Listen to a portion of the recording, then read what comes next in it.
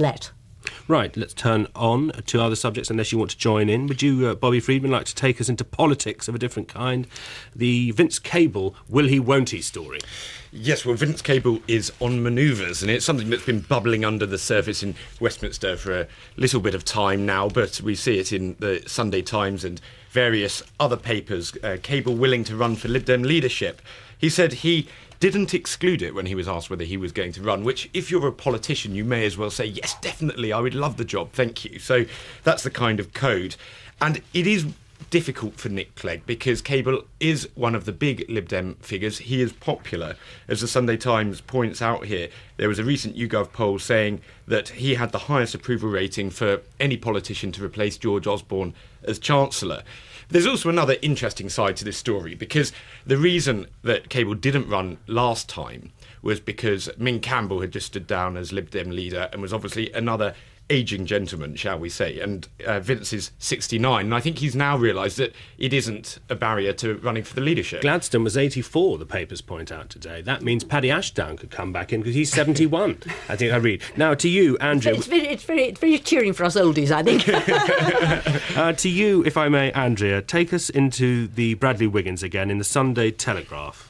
Yes, you were just mentioning his resting heartbeat and all of that earlier, Paddy. The Sunday Telegraph, I mean, obviously the papers are full of Bradley Wiggins today. Although I notice, unfortunately, I know the other week, of course, when it was the Wimbledon final, you mentioned the Andy Murray marks that you could cut out of one of the papers. Unfortunately, no stick-on sideburns in any of the papers today. It's disappointing because the Telegraph lists his physique and they put weight, height, body fat, thighs and sideburns.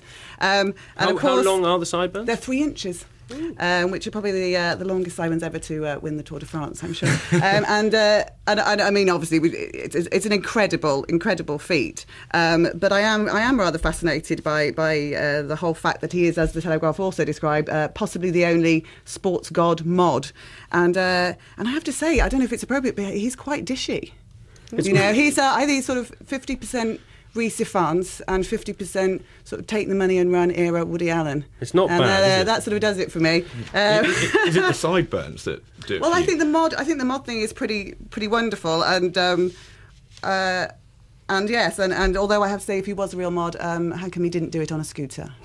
He's also been a real sportsman, hasn't he? In during the tour, I mean, and that's gone down very well. Yes, and a real gentleman. Yeah. Absolutely, le gentleman. Qui parle français. Yes. Everyone's at it now. The French actually like an Englishman, so he's got to be doing something right. Yeah. There's something very sort of symbolic about the French, who did lose by 4 votes to host the Olympics, applauding this English, I suppose, born in Belgium. Maybe that helps.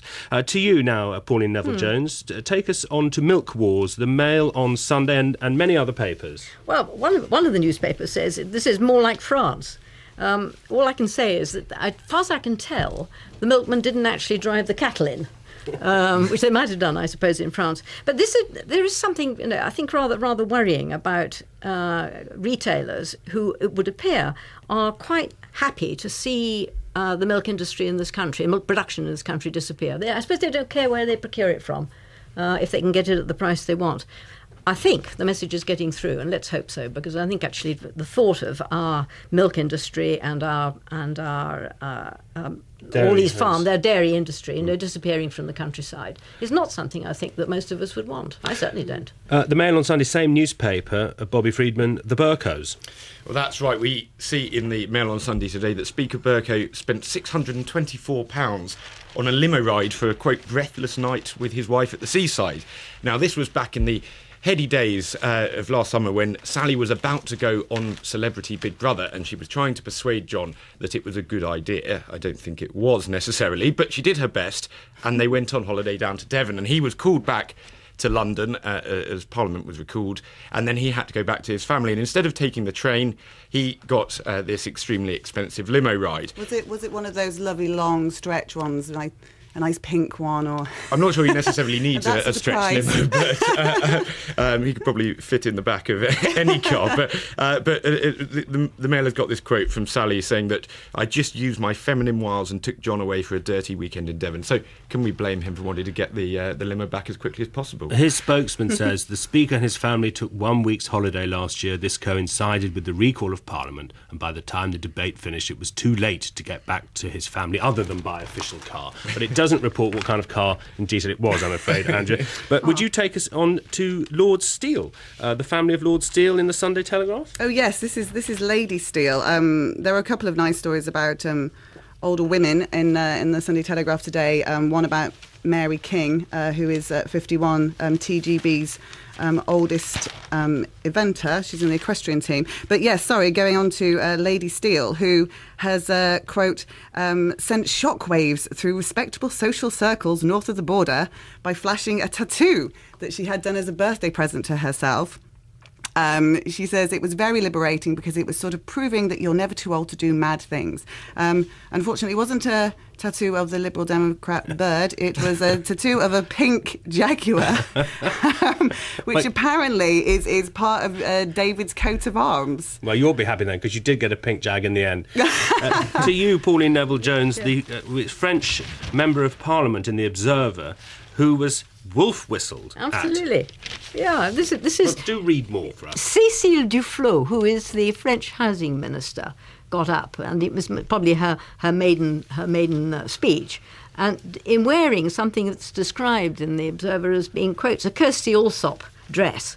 A nice We meant to know what one of those is. I'm sorry, as a woman, yes, I do know what that is. Not something either very skinny or very revealing. Did it belong to Kirsty Allsop?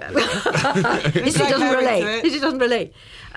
But the comment is, well, what is this? Confessions of a French minister? 50 shades of 50 shades of pinstripe.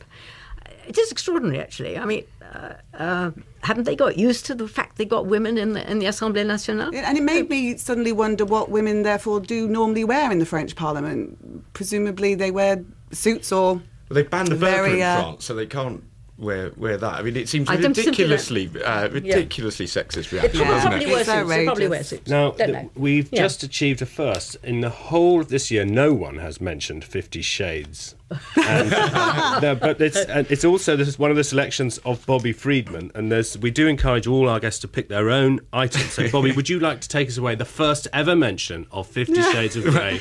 What is in the papers about? Well, obviously, because I am the main target audience for a book like 50 Shades You're of Grey. saying you're sub-dom, Well, Bobby. I think you want to be careful there. Well, who knows?